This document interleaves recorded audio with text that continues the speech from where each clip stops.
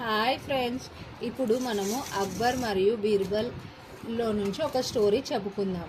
The story name is the clever answer, అంటే తెలివైన సమాధానం.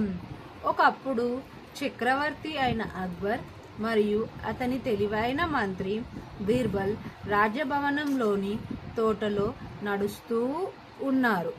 అక్బర్ బీర్బల్ తెలివిని పరీక్షించడం చాలా ఇష్టం. ఒకరోజు అక్బర్ ఆకాశం వైపు చూపిస్తూ అడిగాడు, బీర్బల్, ఆకాశంలో ఎన్ని నక్షత్రాలు ఉన్నాయో చెప్పగలవా? అక్కడున్న రాజసభ్యులందరూ భయపడ్డారు, ఎందుకంటే ఆ ప్రశ్నకు సమాధానం ఎవ్వరికీ తెలియదు. కానీ బీర్బల్ ప్రశాంతంగా నవ్వాడు. కొద్దిసేపటికి ఆయనను ఒక గొర్రెను రాజ్యసభకు తీసుకొచ్చాడు మరియు ఇలా అన్నాడు, మహారాజా, ఆకాశంలో ఉన్న నక్షత్రాల సంఖ్య ఈ గొర్రె మీద ఉన్న వెంట్రుకల సంఖ్యకు సమానం. అక్బర్ నవ్వుతూ అడిగాడు, దాన్ని ఎలా నిరూపిస్తావు?